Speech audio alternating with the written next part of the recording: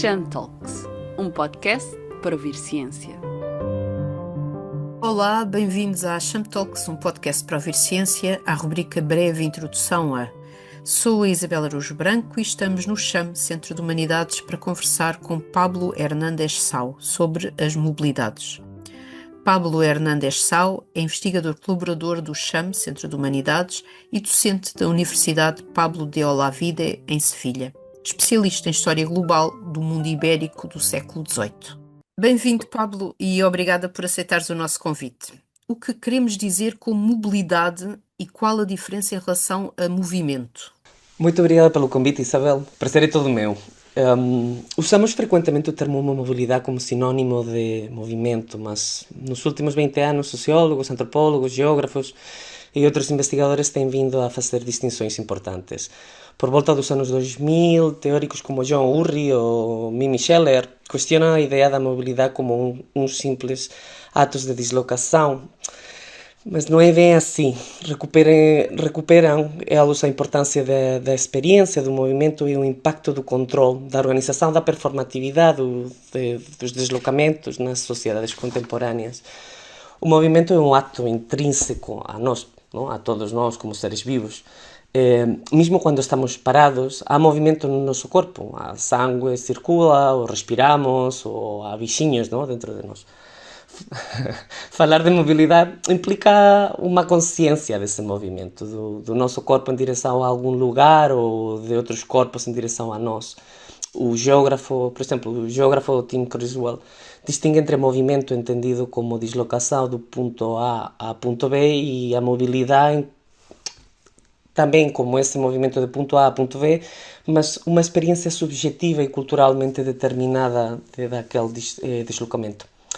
Neste sentido, os chamados estudos do novo paradigma da mobilidade, o New Mobility Paradigm, analisam o papel do transporte, das infraestruturas, das políticas de livre ou restrito movimento, ou ainda as percepções diferenciadas do movimento em base ao género, à classe ou à raça. Estes estudos têm vindo de alguma maneira a defender um análise do movimento mais holístico, que pense em a convivência de diversos tipos de movimento e o seu impacto na sociedade. É dizer, pensar na mobilidade significa pensar conjuntamente de maneira interrelacionada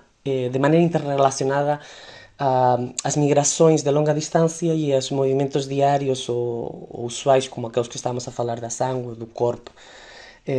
Mas também da inibição deles, não? A imobilidade, as possibilidades físicas e legais de ser restrito. Pensar na mobilidade pode transformar as ciências sociais, as humanidades?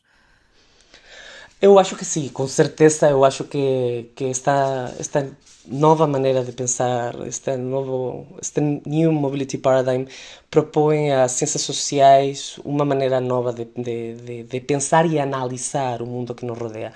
Ciências sociais tendem a trabalhar com unidades de análise estáveis, tipo famílias, cidades, estados. No entanto, estudos de autores como Arjuna Appadurai ou Gilles Deleuze ou Dorian Massey demonstram que a modernidade, o mundo que nós habitamos e o passado também, é mais fluida e menos fixa daquilo que pensávamos, não? O móvel é tão relevante quanto o estável. O análise das mobilidades permite-nos pensar as relações sociais além do paradigma do estático, que continua a regir a nossa maneira de pensar. Uma perspectiva de mobilidade, eu acho, permite recentrar também a violência e as desigualdades detrás de diversos tipos de movimentos. Só temos que pensar, nos últimos anos temos tido cá em Portugal muitas imagens com migrantes na Rua do Bem Formoso ou em outros sítios que realmente contrasta muito com a mobilidade de um turista do norte global, não? É um bom exemplo, por exemplo. Isso, eu acho que implica, pensar na mobilidade implica recentrar o papel do movimento e valorizar a diversidade de experiências individuais. Nesse sentido, as mobilidades de grupos sociais, ideias, coisas, é um objeto do análise clássico para as ciências sociais desde os anos 90. Sin embargo, o seu uso como categoria analítica é muito mais recente. recuperar as experiências daqueles objetos de análise significa compreender também as mudanças na concepção do movimento ao longo do tempo, do espaço ou das culturas. A mobilidade é sempre diferenciada. O movimento não se experimenta da mesma maneira por todos. Por exemplo, uma mulher sola não se mexe na cidade da mesma maneira que um homem e não presta a mesma atenção ao caminho a pé que faz, ou em caso de ser mãe, pensa sobre a sua deslocação a ter em conta os tempos dos outros seres dependentes que vão com ela ou com... Nesse sentido, mobilidade nunca é desassociada da experiência do movimento, e eu acho que isto é importante voltar a centrar na maneira em que nós analisamos. Eu sou historiador, por exemplo, mas eu acho que para filólogos, ou para antropólogos, ou para sociólogos, é voltar a colocar no centro a experiência. O movimento, eu acho que está marcado por estas relações, não? Relações de género, de raça, de classe, e assim a forma como se experimenta o movimento é altamente contextual e precisa ser analisado dessa maneira. Desta maneira, o análise da mobilidade precisa de métodos e ferramentas para recuperar, e nos últimos anos temos tido muitos investigadores da antropologia, da arqueologia, da geografia ou da história que têm vindo a sugerir métodos concretos ou de alguma maneira conceitos que permitem-nos recuperar as mobilidades e imobilidades das quais estamos a falar, não? Por exemplo, eu adoro o trabalho do antropólogo das migrações Jason de Leon, que estuda os deslocamentos dos migrantes na fronteira México-Estados Unidos, utilizando métodos de etnografia, fotoetnografia ou arqueologia dos vestígios deixados por estes migrantes nas rotas, ou acompanhar-lhes na rota e compreender realmente, conseguir recuperar todas aquelas experiências, como se experimenta, como se vive, não? Mas isso para o presente, mas para o passado, por exemplo, a Rosa Salzburg também utiliza as traças da documentação nos postos de controle do movimento em Veneza para compreender como o movimento é experimentado de maneira distinta no século XV e XVI, que é no século XX, por exemplo. O Noel Salazar, por exemplo, tem falado muito dos múltiplos regimes de mobilidade que coexistem no mesmo espaço-tempo. Assim, embora na União Europeia existe a livre circulação de cidadãos comunitários, essa liberdade é acompanhada por restrições severas de mobilidade de outros indivíduos não comunitários, não? Estávamos a falar antes da Rua do Buen Formoso, de certos migrantes. É importante, eu acho, falar da diversidade de experiências, tanto no presente como no passado, que é aquilo que eu estudo, mas também falar desta realidade de mobilidade e imobilidade. E por exemplo, já o último exemplo, não vou dar mais, desculpa. Não. É ótimo ouvir-te.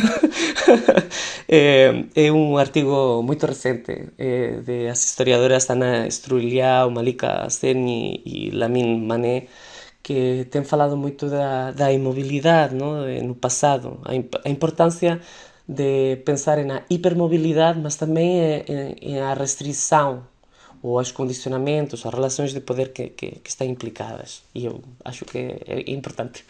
Uhum. Deste vários exemplos também daqui do mundo ibérico e ibero-americano, nomeadamente de Lisboa e dos nossos dias. Pensando na investigação histórica ibérica, de que forma é que pode integrar a análise do novo paradigma da mobilidade? Esta é uma muito boa pergunta e é uma pergunta que eu tenho pensado muito.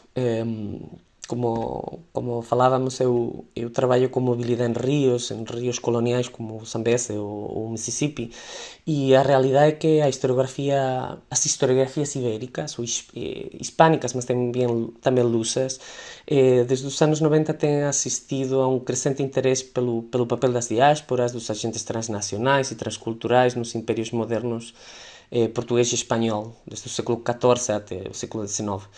Na historiografia do mundo português, por exemplo, os trabalhos de Filipa Ribeiro de Silva, Cátia Antunes ou o Kirti Chaudhary têm mostrado a importância das diásporas comerciais na formação do Império Português, da mesma forma que o Jorge Flores, o Sanjay Souramayana, o Ali Metcalfe han destacado muito também esta parte da mobilidade transcultural, não? Os mediadores culturais, os go-betweens, propõe uma leitura completamente distinta da estática, de uma história do Império Portugal estático, no qual monocultural e monolinguístico singenta a mexer-se. Nesta linha, uma abordagem histórica ancorada num novo paradigma da mobilidade permite não apenas desnacionalizar o discurso histórico, mas também eu acho que compreender como as experiências do movimento influenciam a política, a produção cultural, os processos sociais. Talvez eu conheça melhor o mundo hispânico, ou talvez pela minha formação, mas, por exemplo, historiadoras como Alison Posca, Ofélia Rey Castelao ou Amélia Almorza têm sublinhado a importância de reintroduzir o género na análise das migrações, e nesse sentido é uma mudança do foco em grupos para uma análise quantitativo e coletivo para uma análise mais qualitativo, mais antropológico do movimento e das experiências e da própria maneira nossa de pensar a história. E é que realmente as mobilidades históricas, quando nós pensamos, sempre falamos dos mesmos tipos, não? Falamos sempre dos navegadores ou dos conquistadores na América ou em outros espaços, e esquecemos também, por exemplo, de órfanas ou de mulheres que vão para Moçambique, para Goa, para múltiplos sítios, não?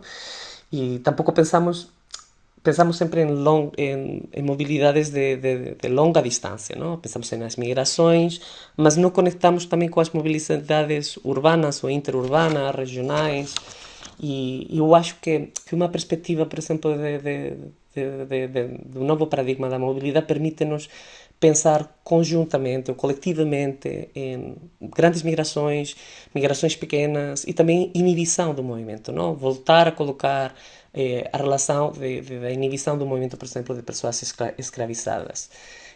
Nesse sentido, já para resumir ou para concluir a pergunta que fazias-me, Isabel, pensar em mobilidade obriga-nos a ir além da sedentariedade, recentrando a diversidade de experiências e as relações de poder subjacentes aos diferentes regimes de mobilidade histórica nos impérios espanhóis e portugueses.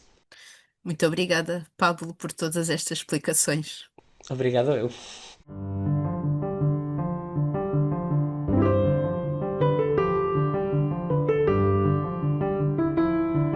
E obrigada também a quem nos ouve. Não deixe de clicar no botão de notificação para seguir o nosso podcast, classificar com 5 estrelas e deixar os seus comentários. Desta vez falamos com Pablo Hernández Sau, investigador colaborador do CHAM, Centro de Humanidades, e docente da Universidade Pablo de Olavide, em Sevilha. Historiador, Pablo Hernández Sau especializou-se no mundo ibérico do século XVIII, com particular interesse na forma como o movimento de pessoas, mercadorias e ideias e as tentativas de as controlar por parte do poder moldaram os impérios espanhol e português durante esse período.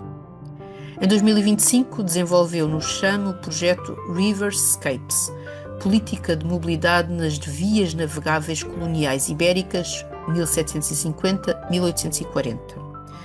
Investigando regimes e políticas de mobilidade ao longo de 2 rios coloniais ibéricos, o Mississippi e o Zambeze. Doutorado no Instituto Universitário Europeu, Pablo Hernández Sau desenvolveu pós-doutoramentos também na Universidade de Manchester, no Instituto de Estudos Avançados de Madrid e na Universidade Pompeu Fábrica, Barcelona. Em breve regressamos com mais conversas sobre ciência. Até lá! CHAM Talks, um podcast para ouvir ciência.